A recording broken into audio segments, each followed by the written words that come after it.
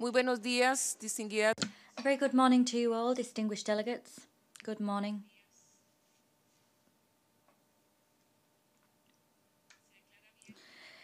The 27th plenary meeting of the substantive session of the United Nations Conference to negotiate a legally binding instrument to prohibit nuclear weapons leading towards their total elimination is called to order.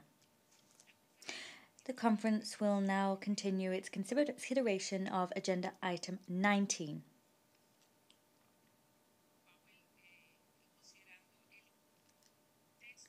That is the text entitled the Draft Treaty on the Prohibition of Nuclear Weapons, as contained in document A/conf.229/2017/L.3. This document has been issued in all official languages. That is the document, but now I will give the floor briefly to the Secretary to have an explanation of what the document deals with, and the documents, more specifically CRP. These documents reflect the updates, the revisions agreed upon by the room yesterday, the document CRP3 more specifically. These contains revisions that have now been incorporated into the text L.3/Rev1 for adoption tomorrow. Before I give the Secretary,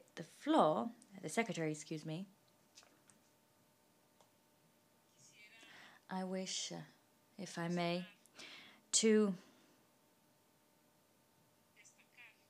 point out, underscore the fact that the text that we have for adoption tomorrow is designed to meet the expectations of the international community and is in line with the mandate of the General Assembly, that is to have a standard for prohibition.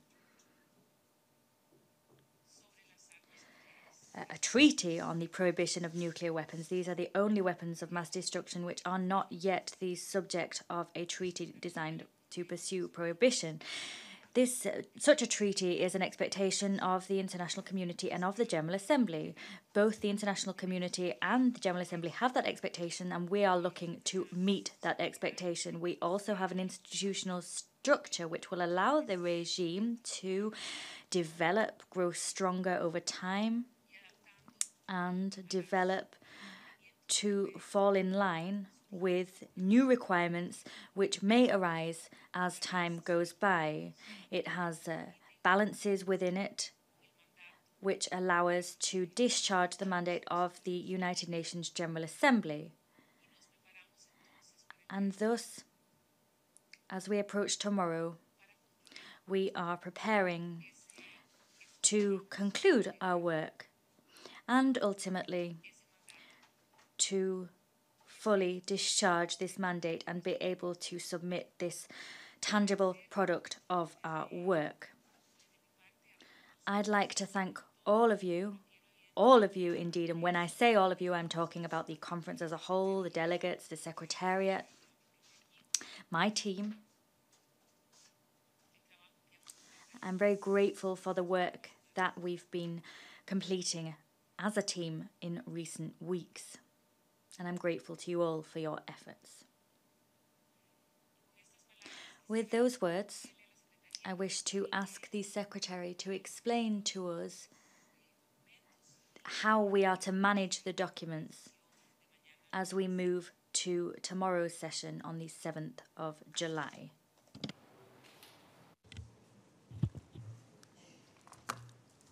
Thank you, Madam President.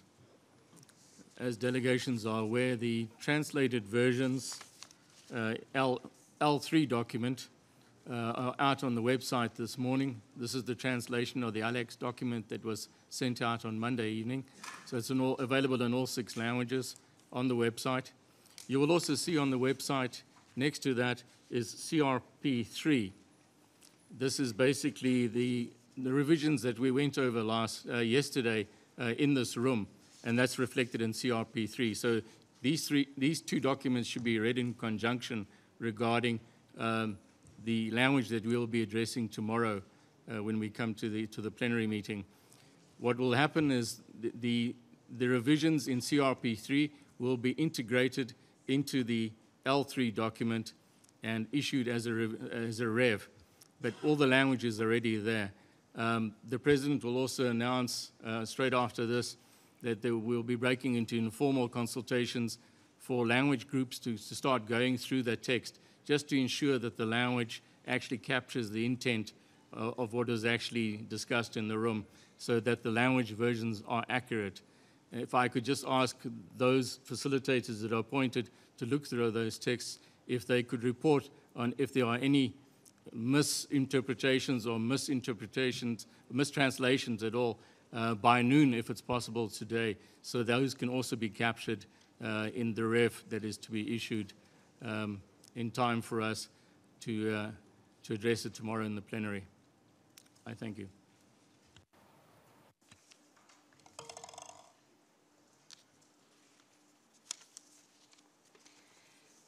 Le agradezco al I thank the Secretary for those explanations and for his guidance. Once this session, this plenary session, comes to an end,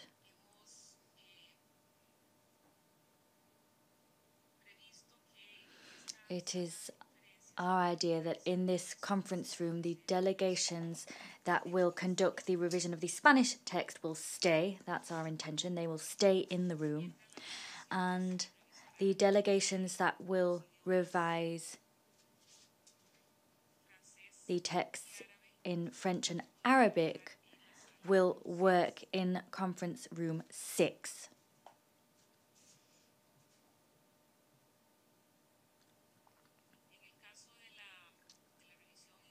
As far as the review of the Spanish text is concerned, Ambassador Mónica Bolaños will act as a facilitator of this revision process. Where the French version is concerned, Mr. Laurent Mashbillan will assume that role, facilitating the revision process.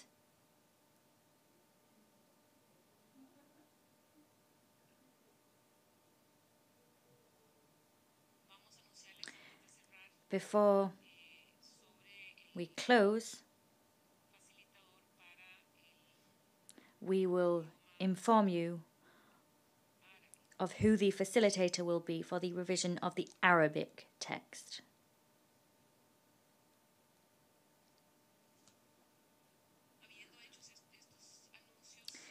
Having delivered those announcements, we will now open the floor to civil society organizations so that they are able to address this conference. First of all, I give the floor to Mr. Tim Wright from ICANN.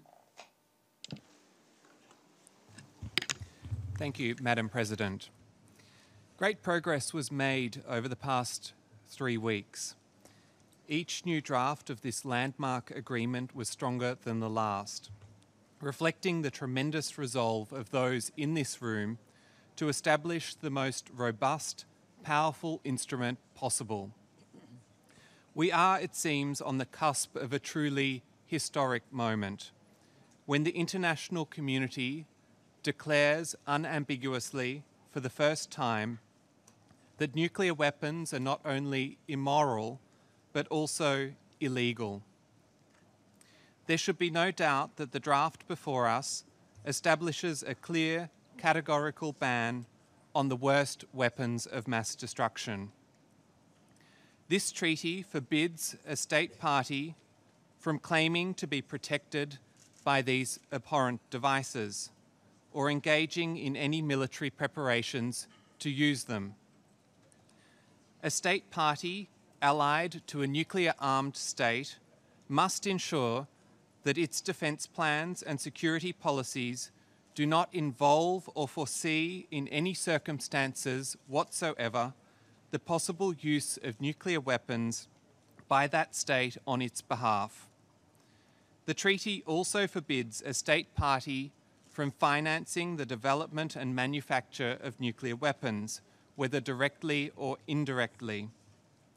And no state party may permit the transit of nuclear weapons through its territorial waters, land, or airspace. All such activities would violate the letter and spirit of this treaty. The absence of explicit references to them in no way implies that they are lawful. This ban is comprehensive. Madam President, there are some aspects of the treaty that we consider less than ideal. For instance, we see no justification for the paragraph in the preamble characterising states' access to nuclear technology as an inalienable right. We also regret the reference in the withdrawal clause to the so-called supreme interests of a state, which is out of place in this treaty. By prohibiting nuclear weapons on humanitarian grounds, we are of course rejecting the claim that any state's national interest can take precedence over the security and survival of humanity. No extraordinary events can ever make nuclear weapons acceptable. That said, we are overwhelmingly positive about the draft treaty and urge all delegations to support its adoption tomorrow. We believe that it achieves what we set out to do, to outlaw nuclear weapons and provide a pathway to their total elimination. Thank you.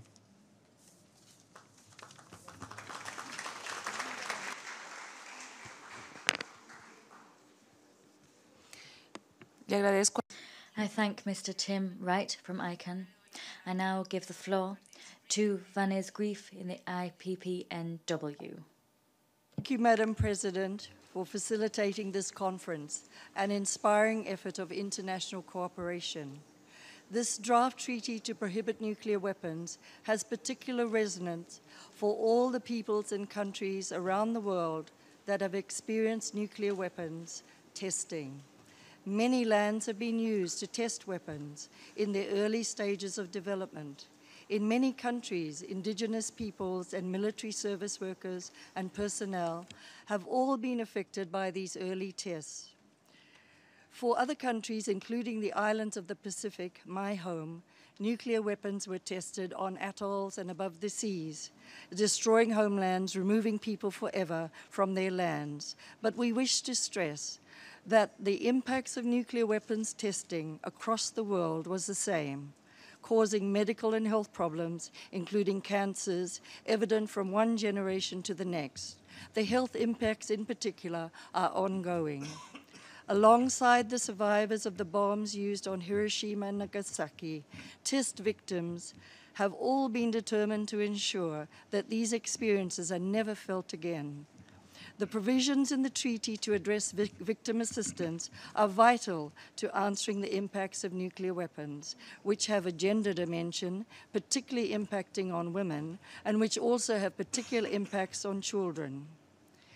The environmental impacts of nuclear weapons have often been a strong motivation and a learning experience too of the unending particular devastation caused by these weapons, whose radioactive fallout and contamination do not go away. In addressing these issues, the treaty will not only help prohibit the future risks to humanity of nuclear weapons, but also address the damage caused by past development of these weapons through nuclear testing. We are pleased with how the text has developed over the course of this negotiating conference. While improvements can be made, we feel that Articles 6 and 7 in the current text contain vital provisions for the people, land, and oceans that have borne the brunt of nuclear testing. Responsibility must be taken for these humanitarian impacts by all, and states that have used or tested nuclear weapons should play a particular role. We hope that all states parties will fully embrace the spirit of this treaty and assist in helping clear the poisoned lands and lagoons and address the health needs of the many victims of nuclear testing that still suffer from cancers, intergenerational effects, and the health care burdens. Thank you.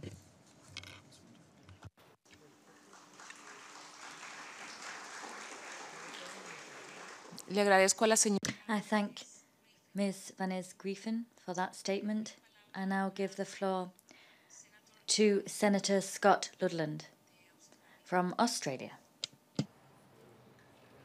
Madam President, my name is Scott Ludlam and I am a Senator in the Australian Parliament representing the Australian Greens.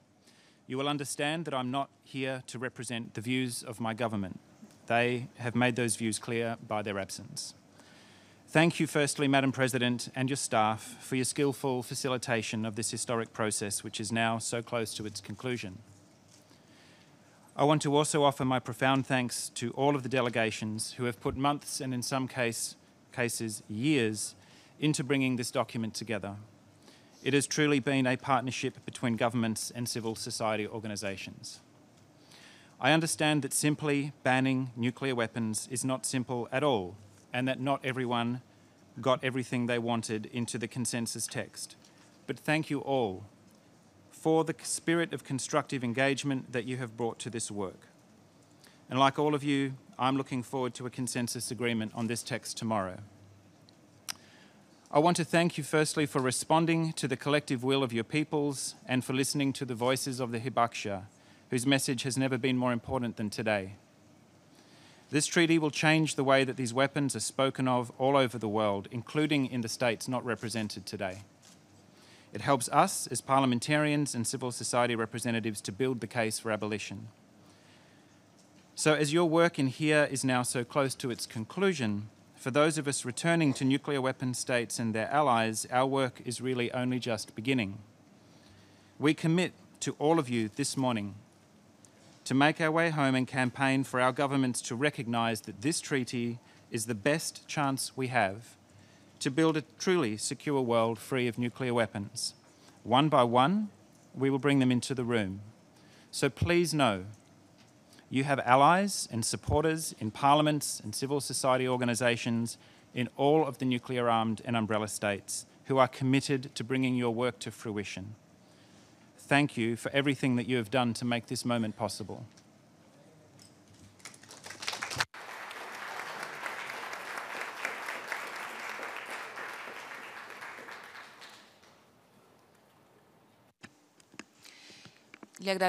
I thank the representatives of the civil society for their messages to this conference. I thank them also for their messages which will lend momentum to this process as we move forward, and I recognise the arduous work that they have undertaken in recent weeks and months, indeed over a long period of time, so that we can make progress. We are conducting operative work and will continue to do so in the afternoon to revise the text, but we are ultimately preparing for a debate, a future discussion about how we feel as we come to the end of this process, a process that will culminate tomorrow. Now, the programme of work that was approved by the conference on the 30th of June for this week is submitted for your consideration, and it clearly states that tomorrow at 10 o'clock in the morning we will be once again here in a plenary meeting in this room, room 1. We will first of all tomorrow hear the report of the Credentials Committee. We will then move to item 9, the adoption of the treaty, and that will be document A/conf/229/2017/L.3/Rev1. There will be no other matters to deal with. We will then move to item 10, other matters, and then we will adopt the report of the conference with the code L/A/conf/229/2017/L2. That's the code of the report that will be adopted under item 11 of the agenda. Item 12 of the agenda will be the closure of the conference. This is all contained in the programme of work adopted by the conference on the 30th of June. I also need to inform you that Mr. Abdel Karim Abbas Abdel Salam will be he's the delegate of Algeria who will act as a facilitator during the process in which we will revise the Arabic version of the text, and that revision process will begin at 11 o'clock tomorrow morning.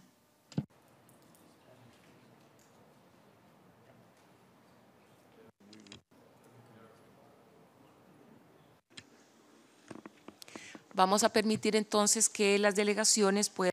We will now allow delegations to immediately review the texts in the official languages.